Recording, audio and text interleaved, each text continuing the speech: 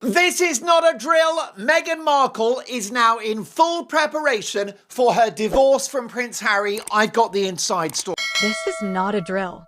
According to explosive claims now circulating, Meghan Markle had already begun preparing for divorce long before Prince Harry fully understood what was unfolding inside his own home. What appeared from the outside to be a strained marriage was, behind closed doors, a calculated legal war already in motion. One single document, a secret divorce contract allegedly drafted months in advance, was enough to turn the Montecito mansion into a quiet battlefield. While Harry was still questioning rumors and trying to hold his family together, Meghan was reportedly building legal walls designed to lock everything down before he could make a move of his own. On the very last days of 2025, as the world prepared to ring in a new year, royal biographer Tom Bower dropped a revelation that sent shockwaves through both Hollywood and the monarchy. Meghan, he claimed, did not wait for events to spiral. She moved first. Because she knew that if Harry ever fully accepted the darkest rumors surrounding her past, the consequences would be immediate and devastating. According to Bower, those rumors ranged from long-circulating yacht girl allegations to claims that she had undergone medical procedures years earlier that would cast doubt over the pregnancies of Archie and Lilibet. If Harry truly believed those stories, sources suggest he would have acted without hesitation. Removing Meghan from Montecito, reclaiming the children under royal protection, and cutting off everything she had built in America. No mansion. No Archwell empire. No royal association. No secured future for the children. On one side of this conflict stood Meghan, portrayed as a woman mapping every step to keep the house, the children, and her public image intact, wrapped tightly in language about the children's best interests.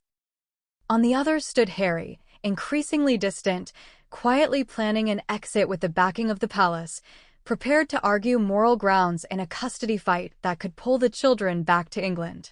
The stakes were no longer money or titles. They were the futures of two young children caught between continents, between Hollywood and monarchy, between parents who once claimed devotion but now trusted only strategy. When that first planned visit to England finally arrived, would Archie and Lilibet understand that the silence masking their parents' agreement hid cracks that could never be repaired? Or would Meghan once again manage to flip the narrative, casting Harry as the cold villain to the world? The revelation didn't arrive with flashing cameras or breaking news banners. It landed with one chilling sentence. Meghan Markle had prepared a preemptive divorce contract before her past could explode publicly.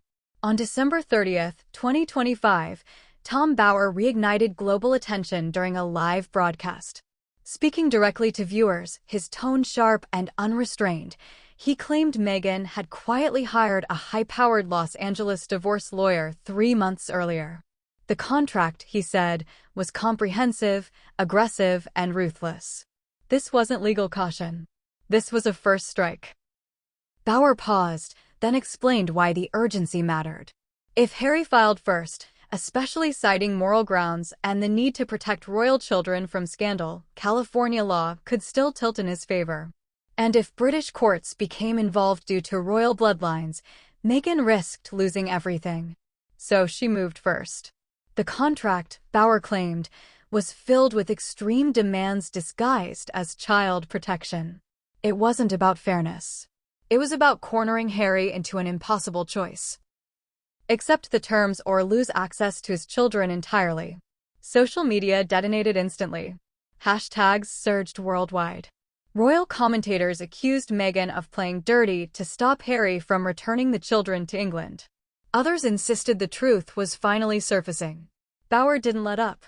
On air, he mocked Harry's hesitation, accusing Meghan of using Archwell charity funds to finance her legal strategy and framing the situation as a raw power grab.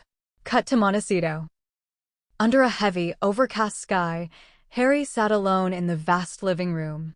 Bower's voice echoed from the television until Harry abruptly shut it off, throwing the remote across the room.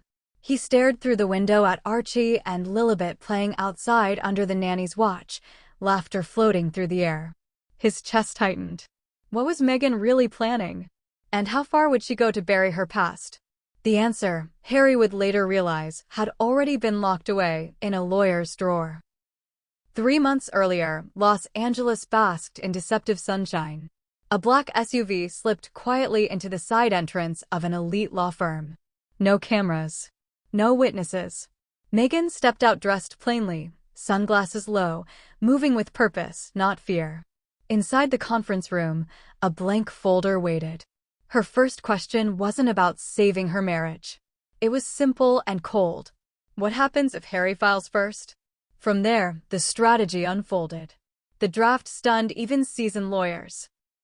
Harry wouldn't receive shared custody. He would be forced to choose one child. One stays with him. One stays behind. Wrapped in language about stability, the clause was designed to block any clean move back to England. Then came the Montecito mansion. Meghan wanted full ownership, house and remaining child included. The property wasn't just a home. It was her American base, her brand headquarters, her symbol of independence. Next came identity. The contract proposed stripping the children of their royal surnames, replacing them with Meghan's framed as protection, but functioning as a legal barrier against British jurisdiction. And then the money.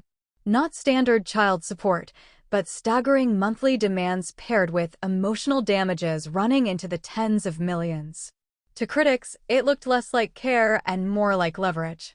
Even the lawyers' fees became part of the strategy, negotiated down in exchange for future publicity value. Divorce, for Meghan, wasn't an ending. It was a campaign. Later, Harry would stumble across Archewell financial records showing 6-figure legal expenses. Meghan brushed them off as tax issues. But doubt had already taken root. Bauer source, a lawyer who later spoke anonymously, claimed Meghan had been terrified Harry would act first. Terrified the palace would intervene. Terrified of losing everything. So she struck before the threat became real. Meanwhile, Harry was doing his own quiet preparation. In early 2025, Meghan noticed his late-night calls to London. Not casual family chats. Legal conversations. She followed the trail: phone bills, transfers, emails hidden on a shared device. What she found was decisive. Harry had written plainly to a royal lawyer about removing the children from American chaos, citing moral grounds and protection. The reply confirmed the advantage of filing first. Meghan read it all and decided she would not lose. Fast forward to December 30th, 2025. The Montecito living room sat in darkness as Harry stormed in holding the leaked contract. He slammed the papers onto the table, fury spilling out. One child. The house. Stripped names. Crushing payments. Meghan didn't flinch. She calmly revealed she had seen his emails. She accused him of plotting first. Of planning to erase her. Of weaponizing her past. The argument ended not with screams, but silence. 3 days later, Harry's phone buzzed. A call from London. Buckingham Palace. King Charles and Prince William requested his immediate presence to discuss the future of Archie and Lilibet. A private jet would be waiting. This wasn't a suggestion. It was a declaration. In London, behind closed doors, the palace made its position clear. They would support Harry. They would fight for the children. Royal blood, they said, could not be left solely to California courts. William spoke bluntly. Charles spoke firmly. Harry understood the balance had shifted. Back in Montecito, Meghan received her own warning. Quiet. Indirect. The palace was watching. Archewell finances mattered now. Children's titles were not guaranteed. She called her lawyer immediately. Lock everything down. Harry returned days later, changed, quieter, sharper, resolved. 2 weeks after London, he accepted the palace's hand. On January 6, 2026, Harry filed first. Grounds: irreconcilable differences, misuse of charity funds, and an unfit environment for royal children. The news exploded. Meghan responded instantly: media appearances, tearful images, claims of maternal protection. The world split. UK tabloids backed Harry. American outlets framed Meghan as defiant. The children paid the price. Security tightened. Playtime vanished.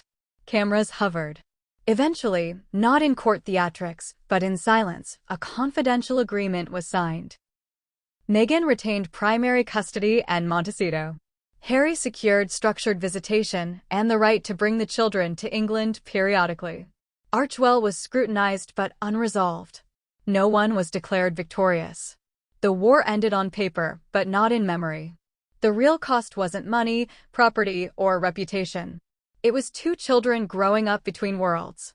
And when Archie and Lilibet make their first scheduled return to England, the question remains, will this fragile peace hold? Or was it only the calm before the next storm? Share your thoughts below.